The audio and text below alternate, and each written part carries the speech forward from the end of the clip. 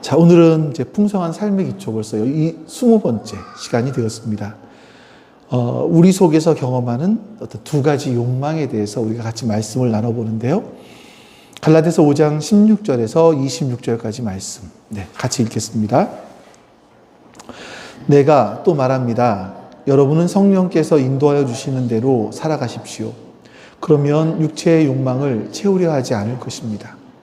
육체의 욕망은 성령을 거스르고 성령이 바라시는 것은 육체를 거스릅니다. 이 둘이 서로 적대 관계에 있으므로 여러분은 자기가 원하는 일을 할 수 없게 됩니다. 그런데 여러분이 성령의 인도하심을 따라 살아가면 율법 아래에 있는 것이 아닙니다. 육체의 행실은 환히 드러난 것들입니다. 곧 음행과 더러움과 방탕과 우상 숭배와 마술과 원수매증과 다툼과 시기와 분냄과 분쟁과 분열과 파당과 질투와 술취함과 흥청망청 먹고 마시는 노름과 그와 같은 것들입니다. 내가 전에도 여러분에게 경고하였지만 이제 또다시 경고합니다.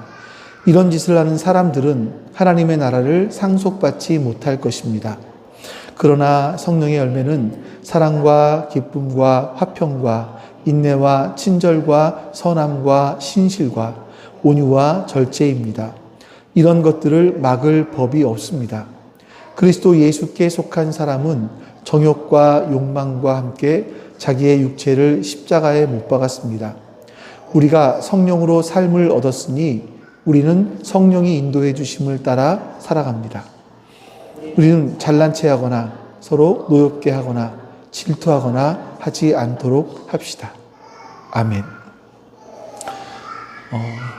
우리가 2주 전에 살펴봤던 말씀이 갈라디아서 2장 20절 말씀이에요. 우리 한번 그 말씀 먼저 볼까요? 나는 그리스도와 함께 십자가에 못 박혔습니다. 이제 살고 있는 것은 내가 아닙니다. 그리스도께서 내 안에서 살고 계십니다. 내가 지금 육신 안에서 살고 있는 삶은 나를 사랑하셔서 나를 위하여 자기 몸을 내어주신 하나님의 아들을 믿는 믿음 안에서 살아가는 것입니다. 자, 여러분, 이 말씀은 이거죠. 우리의 신분이 완전히 바뀌었다. 그래서 우리는 이제 그 바뀐 신분에 걸맞게 살도록 성령 하나님께서 우리를 이끌어 가신다. 우리 속에 들어오셔서 우리를 이끌어 가신다라고 말씀했습니다. 근데 이제 궁금한 게 한 가지 있어요. 여러분들이 이게 지난주에 수련회 갔었으니까 2주 전에 이 말씀을 들었는데 혹여나 성령께서 나를 이끌고 계셔 라고 좀 뭔가 느껴보신 분이 계신가요? 아니면 말씀을 듣기는 들었는데 들은 기억은 나는데 고개도 끄덕인 것 같긴 하는데 며칠 지나고 나니까 다 잊어버렸어요. 그냥 옆에 어떤 모임에 다녀오다가 다른 사람 험담 많이 하다가 괜히 막 속만 쓰리고 마음만 아프고 비교되는 마음도 생기고 이래서 속만 쓰리다 왔어요. 이런 게 여러분의 마음이신가? 그러니까 전과 똑같으셨나? 아마 많은 경우에 후자가 아니었을까 하는 생각이 듭니다. 말씀을 들어서 성령께서 나와 함께 하시는 것 같아. 이걸 느끼기보다는 대부분 다 그냥 잊어버리고 살지 않으셨을까 하는 생각이 들어요. 전과 비슷한 삶. 자, 그래서 여러분에게 이번에는 이런 질문을 한번 드려보려고 합니다. 여러분들이 성령 하나님을 따라 살려고 할 때 가장 큰 방해물이 뭔가요? 하나님 말씀을 따라 살아가려고 할 때 여러분에게 가장 크게 방해가 되는 것은 뭐였나요? 환경 탓도 있을 수 있겠고, 어떤 사람은 나는 의지가 약해서라고 말할 수도 있겠고, 어떤 사람들은 난 기도를 많이 안 해서요, 말씀을 많이 안 읽어서요, 여러 가지 이야기들 할 수 있을 겁니다. 다 일리가 있죠. 그런데 성경이 말씀하는 건 그 포인트는 거기에 있지 않습니다. 내가 성령을 따라 살지 못하게 하는 그 가장 큰 핵심적인 요인은 밖에서 내 안에 들어오는 것이 아니라 먼저 내 안에 있다. 그 방해물은 내 안에 있다라고 말씀을 합니다. 여러분 생각해 보시죠. 예수 믿기 전에 우리를 끌고 다니던 것들이 있었어요. 그 내가 하고 싶은 거. 난 이거 하고 싶은데? 난 저 사람보다 앞서고 싶어. 저 사람을 어떻게든 누르고 난 더 위에 올라가고 싶어. 이런 욕망. 난 손해보는 건 절대 죽어도 못해. 이게 세상의 방법들이잖아요. 이런 걸 가지고 20년, 30년, 60년을 살아갔어요. 이렇게. 그러니까 이런 거예요. 한 살이라도 먼저. 한 점이라도 높이. 이 남들을 밟고 올라가야 된다라는 그 문화 속에서 우리가 수십 년을 살아왔죠. 그럼 여러분, 우리는요, 이 마음 속에서 욕망이 이끄는 대로 살아가는데 너무나 익숙합니다. 근데 이런 익숙함 가운데 성령님이 들어오셨어요. 그럼 성령님이 뭐 하시냐면, 이 내 익숙해져 있는 이 욕망의 이것에 반대되는 일들을 하신다. 반대되는 말씀들을 하세요. 옛날에는요, 거짓말 했어요. 멀쩡해요. 아무렇지도 않아요. 남들 다 하는데. 근데 지금은 이상 거짓말 하니까 뭔가 마음이 좀 찜찜해. 이거 그리스도인이 이렇게 해도 되나? 옛날에는요, 이 사람이 저 사람 흉 보면 똑같이 흉 봤어. 근데 지금은 이거 내가 이거 해도 되는 건가? 마음이 좀 무겁기도 해요. 그러니까 예전에는 자연스럽게 했던 것들이 지금은 뭔가 찜찜하고 이게 나쁜 건가? 죄 아닌가? 이런 양심에 걸리는 일들이 생기기 시작을 합니다. 이게 여러분들 성령님께서 여러분의 양심에 들어와서 일하기 시작하신다라는 거예요. 그러니까 내 마음에 있었던 그 가짜 평안들이 다 깨지기 시작하고 진짜 평안이 여러분에게 찾아오려고 하는 거죠.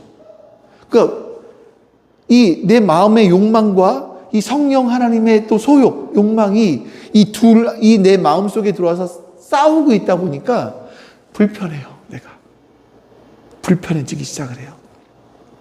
예수 믿기 전에는 이런 갈등이 전혀 없이 똑같이 욕하고 똑같이 미워하고 똑같이 막 그랬었는데 이제는 이게 아닌 것 같은 생각이 드는데 하면서 불편해지는 거죠. 믿고 나니 더 힘든 것 같은데?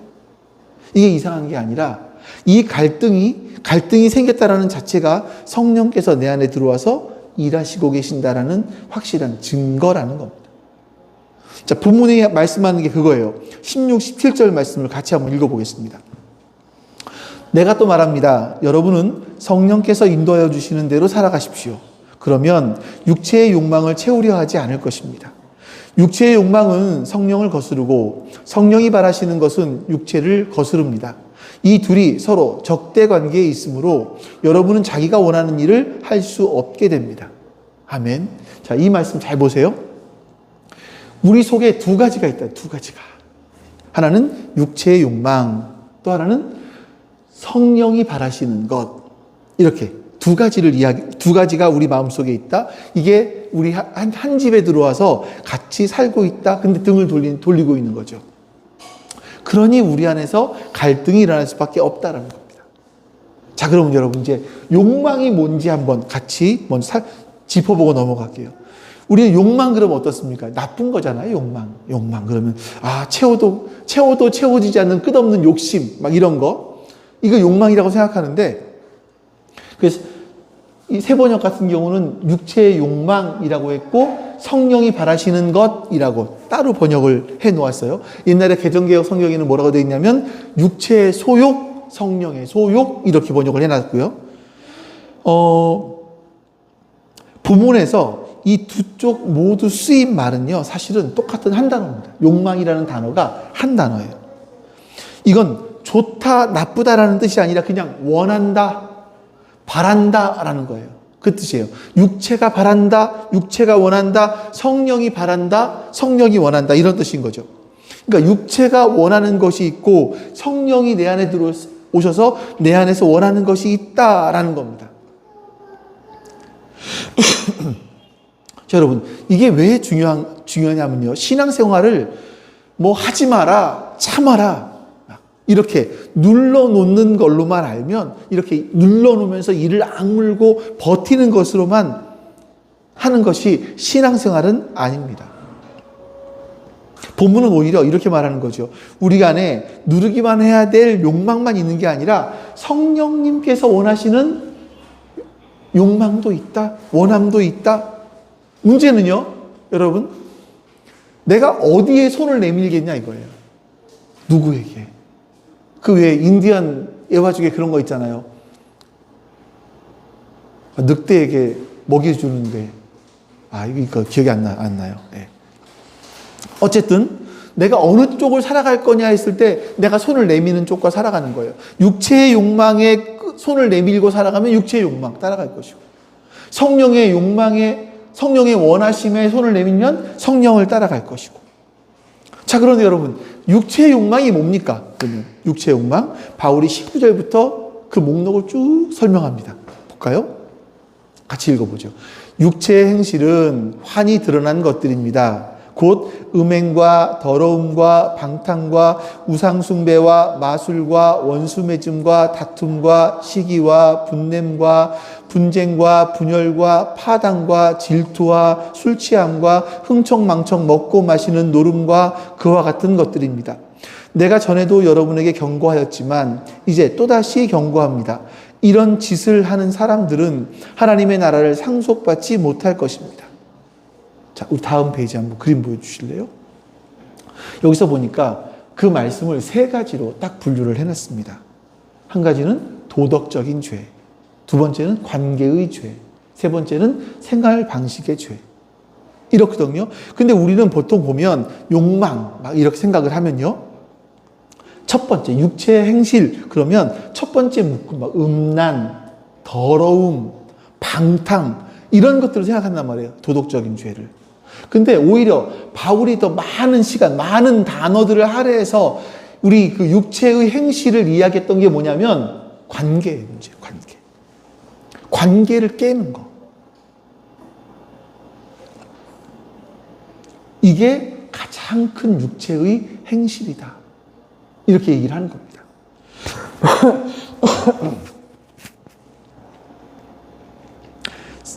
이 관계의 죄들이 어디서 나오는가 하면 교만이죠, 사실은요. 상대를 나보다 못한 사람으로 여기는 거야. 낮은 사람으로. 그 사람의 무게를 인정하지 않는 거예요. 거기서 시기가 나오고요. 나보다 못한 게 저렇게 잘 돼? 왜 그래? 시기가 나오고요. 다툼이 나오고요. 그럼 뒤에 가서 수근수근 되는 거예요. 우리는 이렇죠. 아니 뭐 그런 것까지 죄라고 얘기를 해. 불편하게. 라고 말할 수 있습니다. 근데 이게 우리가 자라온 문화를 한번 생각을 해보세요. 우리는요, 나보다 힘이 있는 사람, 윗사람 앞에 가서는 꼼짝 못해요. 우리 문화가 그래요. 근데 아랫사람한테는 함부로 얘기를 해요. 그래서 동남아에서 온 사람들한테는 함부로 막 얘기를 하고, 또 미국 사람들 앞에서는 주눅 들어 있고, 이게 우리들의 모습이라는 거예요. 좀 약간 유치하게 비유를 들었지만, 그래서 옆 사람과 끊임없이 비교하면서 살아왔어요. 누가 더 많이 가졌냐, 누구 자식이 잘 됐냐, 이 비교가 우리 몸에 배어 있죠. 그래서 시기하는 거, 뒷담화, 이건 죄라고 생각하지도 않습니다. 사람 사는 게 다 그렇지 나라님 없을 때는 한다 그러잖아요. 그런 것처럼 사람 사는 게 다 그렇지 뭐. 근데 여러분, 그런데 교회 안에서 가장 깊은 상처를 주는 게 어디입니까? 음란? 이거는 많이 드러나지 않아요. 오히려 가장 많이 상처받고 가장 많이 힘들어하는 게 뭐냐면 이 관계에서 오는 죄 때문에 교회가 깨어지고 힘들어지는 거죠. 사람들이 누구를 따돌리기도 하고 슬그머니 편을 갈라놓기도 하고, 이런 것들이 공동체를 무너뜨리는 겁니다. 근데 우리 시대에 이걸 너무나 가볍게 여기는 거죠. 세상 살다 보면 다 그런 거지 뭐. 화도 나고 질투도 하고 뒷담화도 하고, 그러면서 한마디 더 붙입니다. 나는 그래도 구원의 확신은 있어요. 예. 구원의 확신은 있어요. 이렇게 얘기하는 겁니다. 이 지점에서 바울이 이렇게 얘기하죠. 5장 12절 말씀. 21절 같이 읽어보겠습니다. 질투와 술 취함과 그와 같은 것들입니다. 내가 전에도 여러분에게 경고하였지만 이제 또다시 경고합니다. 이런 짓을 하는 사람들은 하나님 나라를 상속받지 못할 것입니다. 한 번도 아니고 뭐라 그럽니까? 또다시 경고합니다. 또 전에도 얘기했다라는 거예요. 또다시 경고합니다. 그러면서 뭐라고 합니까? 이런 짓을 하는 사람들은 하나님 나라를 상속받지 못한다라고 아주 강력하게 이야기를 합니다. 여러분, 이 경고를 오해하시면 안 돼요. 바울이 지금 너희 중에 누가 진짜 믿는지 가려내겠다, 겁주는 게 아닙니다. 오히려 사랑하는 가족의, 사랑하는 식구의 팔을 붙잡는 거죠. 너 이 길로 자꾸만 가면 너도 모르는 사이에 그 나라에서 멀어진다? 그러니 멀어지지 말고 돌아와. 정신 차려. 지금 이 간곡한 손짓을 하고 있는 겁니다. 그래서 우리가 붙들어야 될 게, 분명히 하고 가야 될 게 뭐냐면, 여러분들 구원의 확신이 뭐예요? 다음 페이지요. 구원의 확신을 얘기할 때 나는 천국 가는 표 끊어놨으니까 이제 뭐 좀 마음대로 살아도 돼요. 이런 거. 이건요, 구원의 확신이라기보다 그냥 하나님 앞으로 나아가지 않으려고 하는 핑계예요. 하나님 말씀대로 살아보지 않고 내 멋대로 살아가고 보고 싶은 핑계일 뿐이에요. 진짜 확신은요, 예수님께서 나를 위해서 하신 일들이 무엇인지를 정말 제대로 하는 거예요. 제대로 하니까, 아니, 그분이 나 같은 사람을 위해서 왜 이런 일을 하셨을까라는 그 경이로움과 감사와 막 이런 것들이 내 안에 차오르는 거죠. 그래서 그 은혜를 어떻게 이렇게 큰 은혜를 입었는데 어떻게 갚지? 어떻게 옛날처럼 돌아갈 수가 있겠어? 이런 마음이 우리를 붙들어 주는 겁니다. 물론 여러분, 바울이 이 말을요, 겁주려고 하는 게 아니에요. 정반대입니다. 그래서 22절에서 이런 말씀을 하시는 거예요. 정반대의 모습들을 보여주시죠. 22절, 23절 같이 읽어봅니다. 그러나 성령의 열매는 사랑과 기쁨과 화평과 인내와 친절과 선함과 신실과 온유와 절제입니다. 이런 것들을 막을 법이 없습니다. 자, 여기서 보시죠. 한 가지 분명하게 짚고 넘어가셔야 될 게 있어요. 자, 성령의 열매, 우리나라 단어도 정확하게 표현됐는데 저게 단수입니까? 복수입니까? 단수로 돼 있어요. 그러니까 복수로 돼 있다면 사랑이라는 열매, 기쁨이라는 열매, 화평이라는, 이게 따로따로 나타나는 건데 성령의 열매는 단수예요. 그러니까 성령의 열매가 한 가지라는 거, 한 가지. 근데 성령의 열매라는 하나가 딱 맺으면 그 가운데 이 9가지들이 들어있다 이거죠. 9가지들이. 이러면 안 돼요. 아, 나는 좀 오래 참는 건 잘할 수 있는데 화평은 잘 안 돼. 화평의 열매는 없나 봐. 이러는 게 아니에요. 한 송이가 잘 익으면 이런 것들이 우리 안에서 배어져 나오게 된다. 이거죠.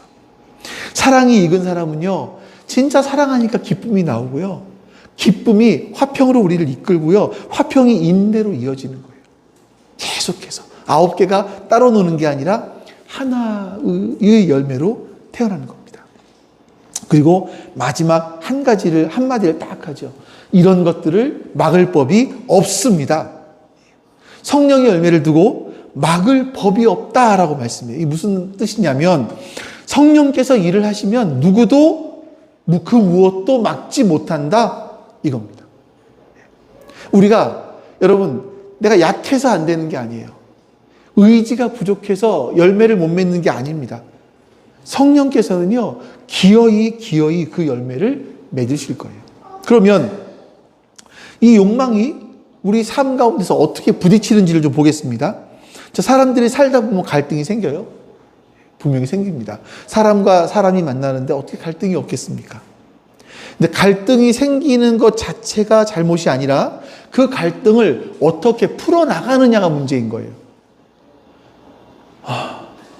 솔직히 고백할게요. 며칠 전에 이제 아내와 저와 사소한 말다툼이 한 번 있었습니다. 제 마음속에 서로 똑같았겠죠? 마음속에 이게 하나하나 확 치밀어 오르는 거예요. 그래서 한마디 할까? 이런 거죠. 한마디 할까? 근데 또 생각해 보니까, 야, 이 한마디 더 하다가는 결혼식도 앞두고 있는데, 예. 한마디 더 하다가는 이거 좀 싸움이 될 수 있겠다. 그냥 입을 닫자. 그러니까 제 마음은 해결된 게 아니에요. 그리고 이제 교회를 왔어요. 주일 예배를 준비하는 거예요. 마음이 여전히 불편하고 그냥 하지만 겉으로만 덮어둔 거죠. 그리고 이제 말씀을 준비하는데 이 말씀이에요. 이 말씀인 거예요. 그러니까 이때 여기서 성령님의 목소리가 뚜렷하게 들리는 거죠. 제 한쪽은 이렇게 얘기를 합니다. 네가 너도 잘못한 게 나만 잘못한 건 아니잖아. 같이 한 거 아니야? 이런 마음들. 또 한쪽에서는요. 나도 좀 그렇지. 좀 참고. 내가 좀 말을 먼저 건네야 되는데. 이런 두 가지의 마음이 있는 거예요. 억울해. 나만 잘못했어? 이런 마음도 있는 거고요. 여러분의 삶 가운데 이런 목소리가 낯설진 않으시잖아요. 솔직히 말씀드리면 저는 항상 성령님의 목소리를 따르지는 못합니다. 지금도 계속 갈림길에 서서 고민을 해요. 근데 이 말씀을 보다 보니까 예전에는 몰랐는데 이게 성령님께서 내 안에 말씀하시는 부분이구나 라는 것을 좀 더 깨닫게 되는 거예요. 그 이전에는 제 마음속에 그냥 좋은 마음도 있고 나쁜 마음도 있어서 한쪽에 천사, 한쪽에 악마, 지팡이 들고 이게 아니라 성령께서 내 안에 이렇게 말씀하시는 거였었구나. 내 양심을 통해서 말씀하시는 거였구나 라는 거를 알게 된 거죠. 이제 이 마음이 넓어서 들리는 소리가 아니라 성령께서 네가 먼저 화해를 신청해라 라고 말씀하시는 거죠. 여러분, 성령을 따라 산다라는 건 특별한 게 아니에요. 아주 특별한 게 아니에요. 바로 그 순간에 이렇게 서로 다툼이 있던 그 순간에 우리의 마음속에서 두 가지의 이 이야기가 말이 들려오는 그 순간에 내가 과거에 했던 익숙한 거 너만 승질 있어? 이게 아니라 그 익숙한 게 아니라 또 안에서 들려오는 다른 마음, 다른 소리 이거를 이쪽에 손을 내미는 거예요. 그쪽에 손을 내미는 거예요. 여러분, 여기서 우리가 꼭 붙들어야 될 게 바로 그겁니다. 즉, 그 목소리를 여러분들이 처음 듣는 건 아니잖아요. 늘 거기에 있었어요.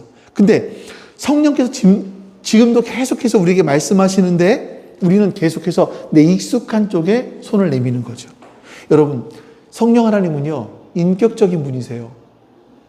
우리가 성령님께서 계속 말씀을 하시는데 우리가 거절하잖아요? 무시하잖아요? 그런 말씀을 안 하세요. 성령 하나님의 말씀이 우리 안에서 무언가 하실 수 있는 일들이 없어요.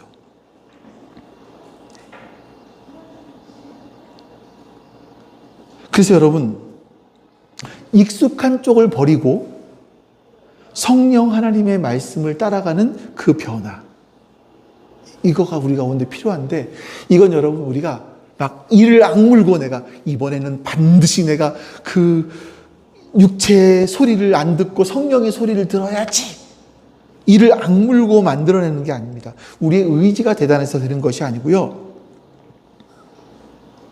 우리의 사실은요 신분이 바뀌어있기 때문에 이것들이 가능한 거예요.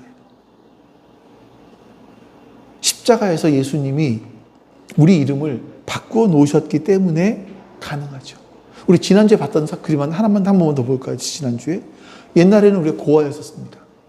이제는 하나님의 아들이 되었고요. 옛날에는 하나님께 거절당하는 자였었는데 이제는 받아들여진 자로, 옛날에는 죄인이었는데 이제는 의인으로, 옛날에는 원수였는데 이제는 사랑하는 자로, 옛날에는 창기였는데 지금은 사랑하는 신부로 우리의 신분이 바뀌었습니다. 내가요? 아니요. 주님이 바꿔주셨습니다. 여러분들이 이 순서를 놓치시면 안 돼요. 내가 착해서 하나님의 아들 되는 게 아니에요. 내가 무언가 잘했기 때문에 하나님의 아들 되는 게 아니에요. 아들이 되었기 때문에 아들이 되었기 때문에 비로소 우리가 달라지기 시작을 하는 거죠. 내가 어떤 신분이구나 라는 것을 깨닫게 되면 그 다음에 행위가 바뀌어지는 거예요. 여러분, 한 가지 분명한 게 이름이 바뀐 사람은 고아에서 아들이라는 이름으로, 거절에서 용납이라는 이름으로 바뀐 사람이 사는 방식이 달라집니다. 자, 고아를 한번 예를 들어보죠. 참 안타까운 얘기긴 한데, 갈 곳이 없이 자란 아이들은요, 고아원에서 자란 아이들은 밥상에서 막 자기 몫을 챙기느라고 바쁩니다. 왜냐하면 분량이 정해져 있으니까. 내가 못 먹으면 뺏기니까. 다른 애가 먹으니까. 이 시간 지나면 못 먹잖아요. 그래서 남이 더 먹을까봐, 모자랄까봐 늘 불안합니다. 그런데 자기 집에서 밥을 먹는 사람들은요, 아이는요, 다른 거 천천히 먹어요. 모자라면 엄마가 더 줄 수 있다라는 걸, 아빠가 더 줄 수 있다라는 걸 알아요. 같은 아이들인데 그 이름이 무엇이냐에 따라서, 어떤 존재이냐에 따라서 달라지는 겁니다. 어느 밥상에 앉느냐에 따라서 달라지는 거죠. 자, 왜 움켜집니까? 내가 긁어 모으지 않으면 난 굶어요. 움켜쥐는 거예요. 그래서 고아는 시기하고 다툽니다. 옆 사람이 가지면 내 몫이 줄어드니까. 앞에서 봤던 그 관계의 죄들, 이게 시기와 다툼과 편가르기 다 어디서 옵니까? 내가 채워지지 않을까봐 이게 두려운 거예요. 그 마음에서 오는 거죠. 그런데 여러분, 아들이 되면 다릅니다. 아들은요, 아버지가 채워주실 걸 알아요. 그래서 움켜쥐지 않아도 돼요. 며칠 전에 예준이가 태권도를 했어요. 태권도를 바꿨어요, 이제. 현재는 태권도예요. 축구 다 이거 아니고 태권도예요. 근데 막 태권도 학원을 우리나라에서 좀 유명한 학원을 갔어요. 갔더니 막 거기 감독, 코치, 감독이라 그러는데 사범 이런 사람들이 예준이를 보고 와, 너 천재다 막 이랬다는 거예요. 돌려차기를 720도를 막 하고 그러니까 3년 전에 했던 건데 그걸 하니까 뭐 천재다 이러니까 얘가 막 이게 올라가잖아요. 기분이 어깨 으쓱 막 이러잖아요. 그래서 한 번 더 감독한인가 누구 보여준다고 한 번 막 확 하다가 여기 사타구니 쪽인 전완근 여기가 이제 다쳤어요. 그래서 다리를 잘 못 들어 올리겠대. 그래서 병원에 가야겠대. 월요일이 아니고 금요일날 조퇴를 하고 이제 병원에 가는 거예요. 보통 이제 그런 거 다치면 과정은 보통 뻔해요. 예.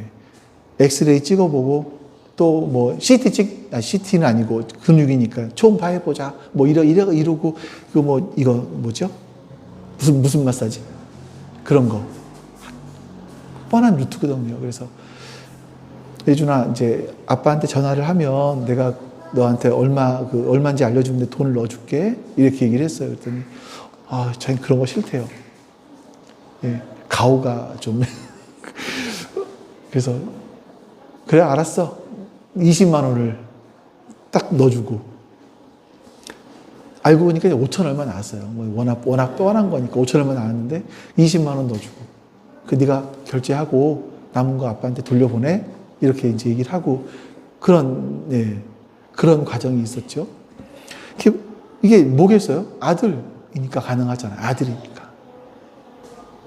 남 모르는 사람이 그렇게 해주겠습니까?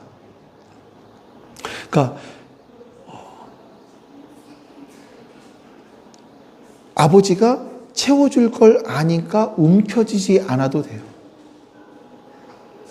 그래서 아들에게는요, 다른 것들이 나오는 겁니다. 내가 손해를 봐요? 무너지지 않아요. 남이 잘 돼요? 근데 기뻐할 수 있어요. 앞에서 봤던 그 열매, 사랑과 기쁨과 화평과 이게 어디서 나옵니까? 아버지를 믿는 마음에서 나오는 거죠.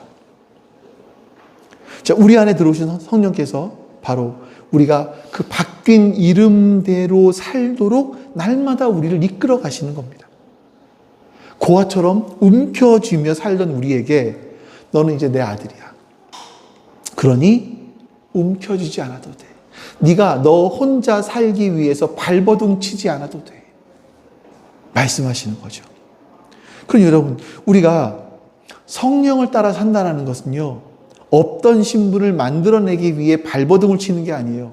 내가 없던 신분, 어떤 위치, 이걸 내가 만들어내기 위해서 발버둥 치는 게 아니에요. 이미 우리에게 신분이 주어졌고 그 이름을 따라 사는 거죠. 그럼 여러분, 이 은혜를 따라 우리가 어떻게 한 주를 살아낼 수 있을까요? 여러분들이 오늘 말씀을 듣고 그래, 그럴 수 있겠네. 고개 몇 번 끄덕인다고 해서 아무것도 달라지지 않습니다. 우리가 변화되지 않은 이유 중에 한 가지는 뭐냐면 주일에 와서 그래, 그 말은 맞네. 이 동의하고 집에 가기 때문이에요. 그걸로는 여러분 안 변합니다. 사람은요. 성령을 따라서 직접 내가 동의한 그 말씀을 따라서 한 걸음을 내디뎌보는 거예요. 제 교회를 다니면서 보니까 어떤 분들은요, 10년, 20년, 30년을 교회를 다녀요. 근데 안 변해. 안 변하는 사람. 근데 교회를 잠깐 나왔는데 이 사람 막 변해. 이 차이가 뭐냐면, 잘하는 사람들은요, 예수님께서 하신 일이, 이게 나를 위해서 하신 일이구나. 이걸 믿고 살아봐요. 진짜 살아봐. 머리에만 두는 것이 아니라 행동을 해봐요. 근데 수십 년을 다녀도 안 변하는 분들은요, 그쪽으로 한 발짝도 안 뛰어요. 신앙을 마치 무슨 머리에 지식을 습득하는 것처럼 생각을 하는 것 같아요. 그렇지 않습니다. 한 걸음을 떼어보신 분들이 믿음이 자라요. 여러분, 오늘 여러분들은 지식에 대해서 넉넉히 들었어요. 혹여나 하다가 모르는 거 있으면 AI한테 물어보세요. 얼마든지 잘 가르쳐줘요. 지식에 대해서는 물어보십시오. 중요한 건요, 살아보는 겁니다. 내가 그 말씀대로 살아보는 것. 그래서 여러분들이 이번 주에 딱 한 가지만 해봤으면 좋겠어요. 여러분들 살아가다가 이 마음속에서 두 가지 마음이 들리는 순간이 분명히 올 거예요. 다툼이었든지 아니면 옆에 사람이 누가 얘기를 하는데 시기심이었든지 내 욕망이었든지 막 이런 것들 내 안에 들려올 수 있잖아요. 제가 한 가지 예를 들어 신혼여행을 갔잖아요. 아프리카 나미비아로 갔잖아요. 그러니까 처음에 정말 소박하게 아프리카 쪽이니까 커피나 하나 사와. 그것도 200g짜리면 돼. 이렇게 얘기했단 말이에요. 나미비아에는 커피가 안 나오네요. 그래서 어떻게 할까? 이제 이 마음속에 여러분 뭐가 생길 수 있겠습니까? 두 가지 마음이 들어올 수 있겠죠. 더 큰 거를 바라는 마음이 들어올 수도 있고, 아니면 그냥 그 아이들이 잘 살기를 바라는 마음이 들어올 수도 있고, 나보다 남을 더 생각하는 마음들, 다 난감도 모르겠습니다만, 이렇게 갈리는 생각들이 있단 말이에요. 그때 여러분 뭘 선택할 거냐 이거예요. 그럴 때. 그런 것들을요, 한번 스마트폰 메모장에 한번 적어보세요. 그러면 분명하게, 성령님께서 이렇게 말씀하시는 거구나. 내 안에 이렇게 말씀하시는 거구나. 라는 거를 느끼실 수가 있게 될 거예요. 누가 내가 생각하는 기대를 무너뜨렸어요. 그때 막 욱하는 마음들이 올라오잖아요. 나보다 누가 남들이 잘 됐대. 이런 소식을 들을 때마다 배가 아프잖아요. 다들 적당히 넘어가자고 하는데 혼자 내 마음에 걸리는 순간들이 있잖아요. 퇴근하는데 누군가 굉장히 미워. 저 사람이 너무 미워 죽겠어요. 이런 순간들이 있을 수 있잖아요.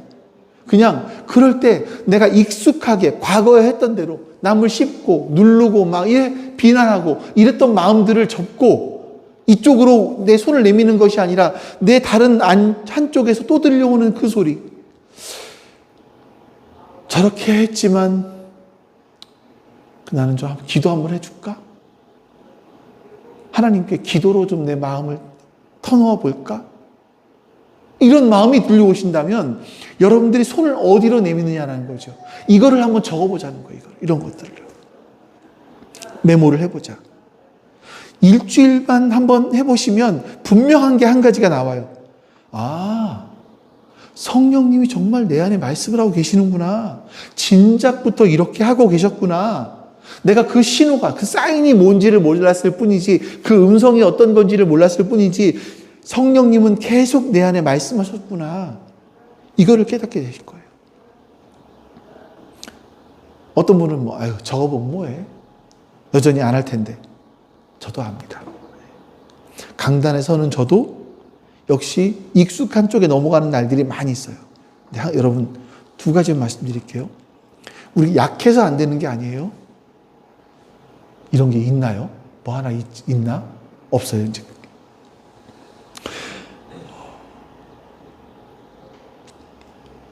본문이 뭐라고 말씀하냐면 이런 것들을 막을 법이 없다라고 말씀해요.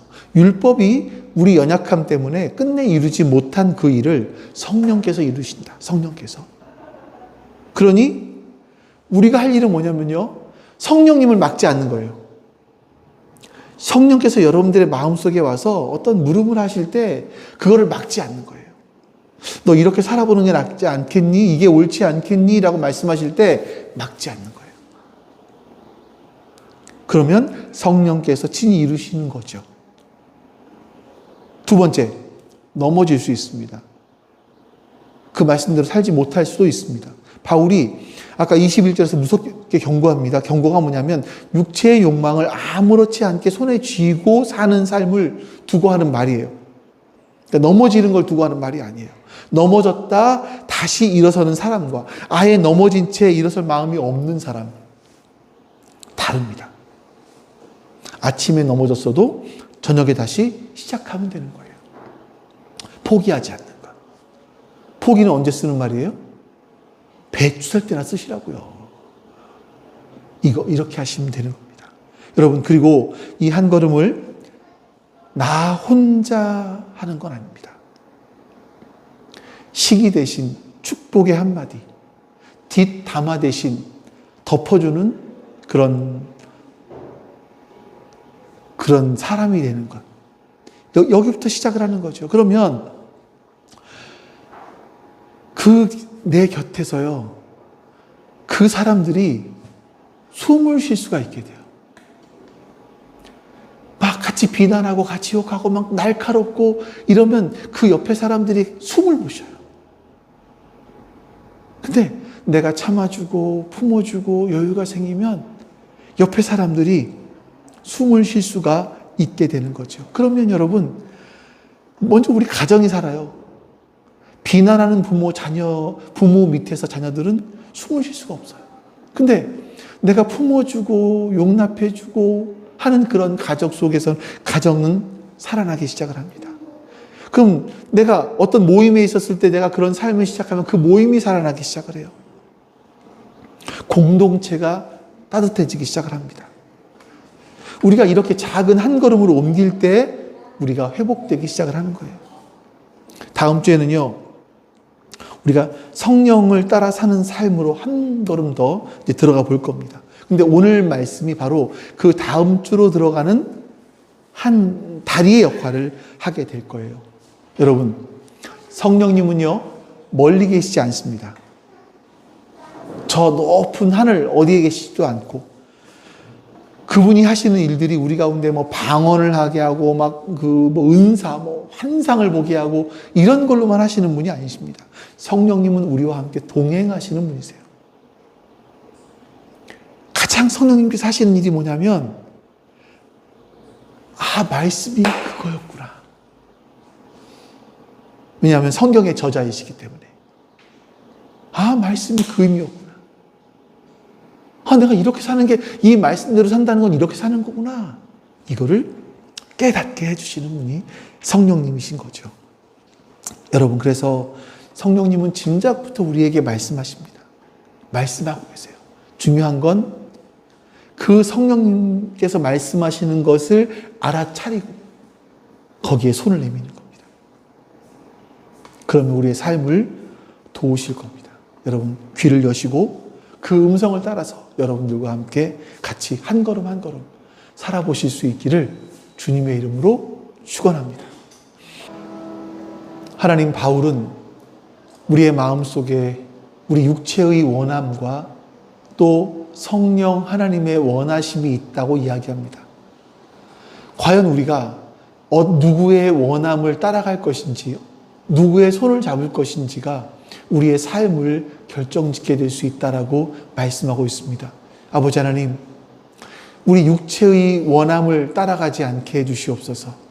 우리 안에 너무나 익숙해져 있는 지금까지 20년, 30년, 60년을 살아왔던 그 육체의 원함에 우리의 손을 내밀지 않게 해주시고, 이제 성령 하나님께서 우리 가운데 어떻게 말씀하시는지를 배워서 그 성령 하나님의 원하심을 따라갈 수 있는 우리가 될 수 있도록 주님 은혜를 베풀어 주시옵소서. 여호와는 내게 복을 주시고 너를 지키시기를 원하며, 여호와는 그의 얼굴을 내게 비추사 은혜 베푸시기를 원하며, 여호와는 그 얼굴을 내게로 향하여 드사 평강 주시기를 원하노라. 아멘.